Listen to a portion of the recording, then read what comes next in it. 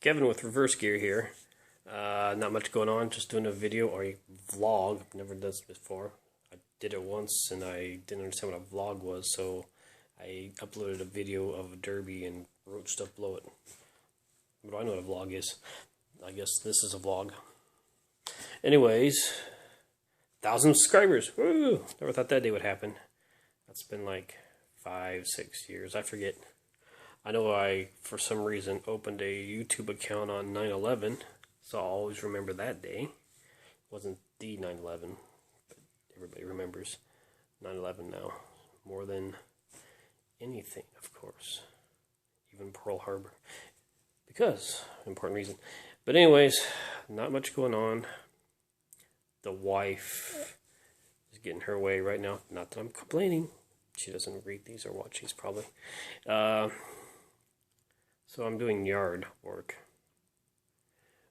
Gotta do rock. Why is rock so expensive? $1,000 for a rock?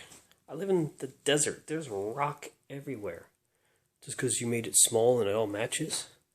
I know a volcanic hill. It's illegal to take it anyways. I could get all the rock I wanted. Anyways. Let's say be sharp and keep people out. Or I could knock them down and kick them in my sharp rocks. Anyways. There's a derby coming up November 22nd at Buckeye, Arizona. One of my favorite derbies. Nice little small hometown. So we've had troubles in the past of having like 5 cars. We still get like 5,000 people. They're in the process of putting in more grandstands. So it'll be covered in grandstands all the way around. But that's a small derby. Funded by itself. All the money in the derby, you know, what they make goes right back into it. So that's always a good thing. Plus they give majority of your payout, or what do you call it? Not payout, entry fee, you get it back. So that's always good. And anyway, so the car is pretty much done. I'm doing it the lazy way. I started double stuffing some new tires since I lost one at that same derby. It's twice a year. And I'm being the lazy way out. I'm putting any rims on it that don't really bend. One I got right now kind of go all sideways as opposed to forward, so that one's got to go. I got a problem with the rear brakes. I'm going to change the pads, and since the axle seals are leaking for some reason, it keeps blowing them out.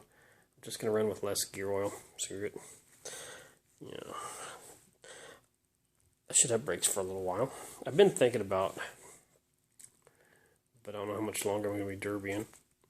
Anyways, motorcycle, disc brake, and a hydraulic caliper to make my own lightweight pinion brake. I see some people put these big old monsters on there. And if you get the ratio right, since you're talking, you know, your gear ratios, and actually the lower the gears you have, you think about that, yes, the lower the gears you have, the more efficient your pinion brake becomes. So if I got like, run some 512 gears, I can get a disc that big. No, just kidding. But that's it. The only bummer is, you know, this project's been put on the hold, the 68 Galaxy. Finally figured out the camshaft. It took me 2 days to get that right for the compression ratio and all that.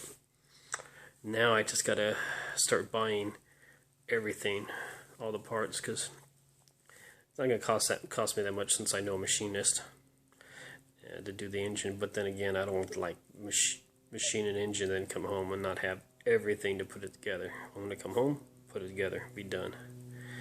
Yeah, I need to find an intake manifold, a cheap one. Anyways. So we'll see about that. Then we'll get back to that. The 63 Bug, that's turned into a huge project because I was going to just do the patina thing, which I really hate patina cars, and I hate rat rods because to me that was just what you did when you were poor, and now it's become a trendy fad, and I don't like being trendy. But anyways, so that thing's taken into 1 million parts because I'm going to do it right. Oh, I didn't bring it out here. I've also started zinc plating stuff, mostly at work, but I figured out how simple it is. You could use a cell phone charger for your power source. So I'll be doing that because you do some minor stuff, but I'm going to do every single nut and bolt that I do, just because every time you paint a bolt and try and make it pretty, then you go to put it on, or if you either way, or you put it on and you somehow you have to move it, you end up chipping the paint. So just zinc plate them all. And the lawnmower has been a huge nightmare. I think I need a crank too. I think it's something screwy with it. But I know I tried to put it together and the camshaft was way bent, because actually that's what caused all the damage. When the rod kicked out of it, it hit the camshaft, busted the camshaft out of it, which busted the block. I got all that, but now I'm going to find a new camshaft and a new crank, I think. Not happy with it. But anyways, it's turned into too much work. So, look at me, I'm Max and Betty. So, anyways, and then I got my friend's 63 Geo, which he's finally working on it to where I got to do something with that, because it's sitting out there with no paint on it, rusting right now. I will epoxy coat that, and that's what I'm going to do to my car once I do my body work. But the great thing about epoxy coat, like on his car is just a respray with do some minor dings and fix some custom work I did when I was like 17. Oh my god, it looks like crap now. So, but you can lay Bondo, not too much Bondo, you know. But if you're doing a lot of Bondo, you're gonna go through the epoxy coat anyways. You can lay little dings. You can lay Bondo right over epoxy coat. Works great. Love it. So I will be doing that here sometime.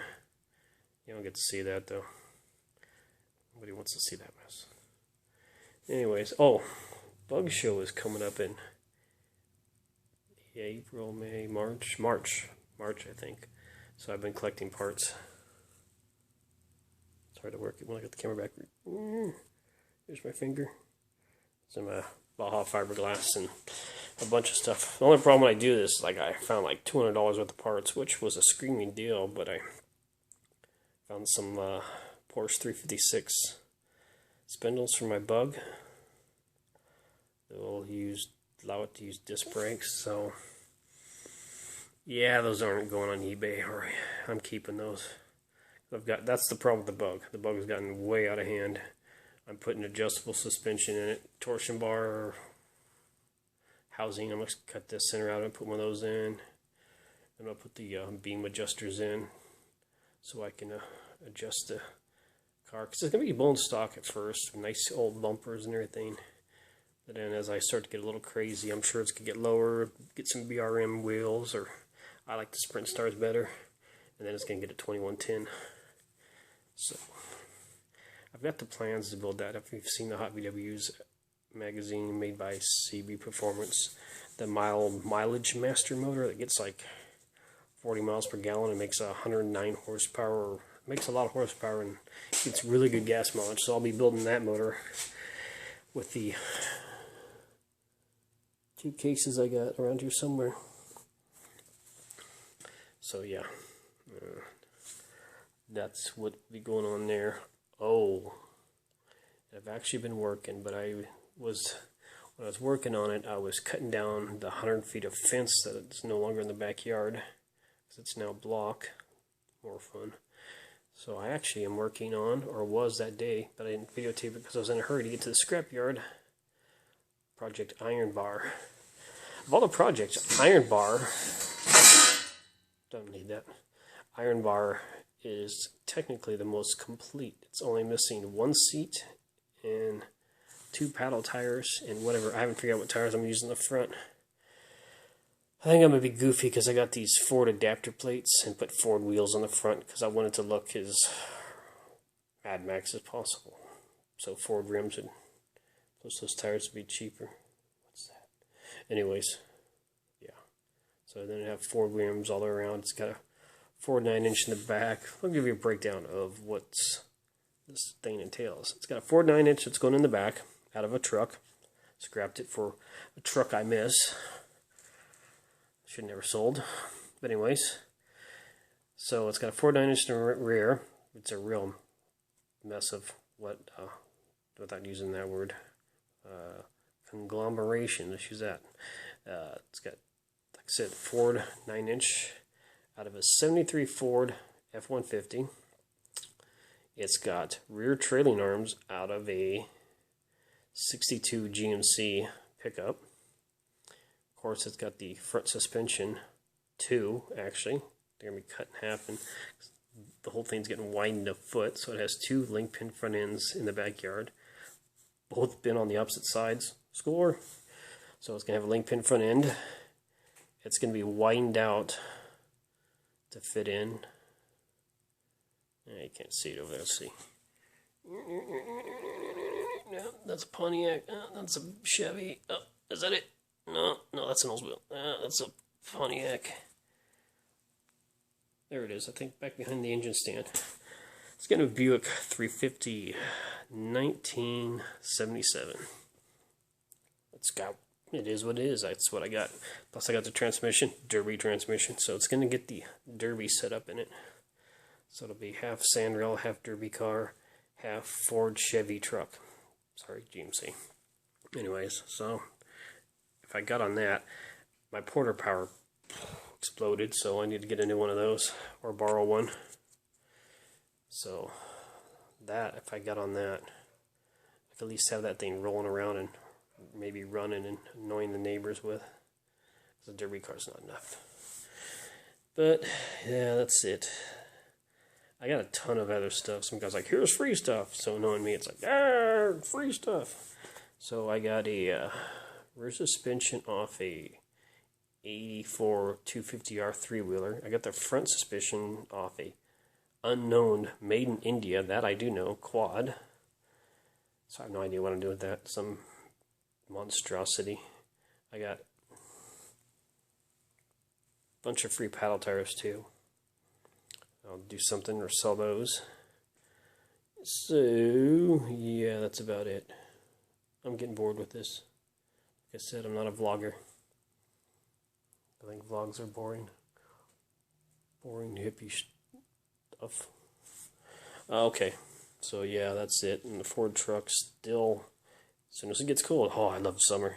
As soon as it gets cold, some days it's fine. Sometimes it stops completely. The ignition cuts out on it. I'm thinking about putting, here's the insanity part. I've replaced everything new. The only thing that has been replaced is actually rewiring a truck. I've gotten to the crazy point at this point that I'm actually going to put in a secondary ignition switch setup practically, maybe temporarily, so when I'm going down the road and it starts dying, I can turn the other one on and see if it stops doing that. Then I'll know definitely it's truck wiring. But I've replaced everything, and I'm not mean like I went to the junkyard, grabbed junk. Everything's new now. Everything's new. And still, as soon as it gets cold, it doesn't have to do with rain. It's totally random. It can go months without doing it. Then it can go months, or it can go weeks that it does it every day. So, yeah. Plus, I still need to get the gas tank in it. That's why you don't see me going to other derbies, because I have a range of 70 miles. Love that 460. But yeah, with only one gas tank, yeah, I ain't going anywhere. Plus, it costs a fortune. So, I guess I should stop rambling about random stuff. I think that's about it. Yeah.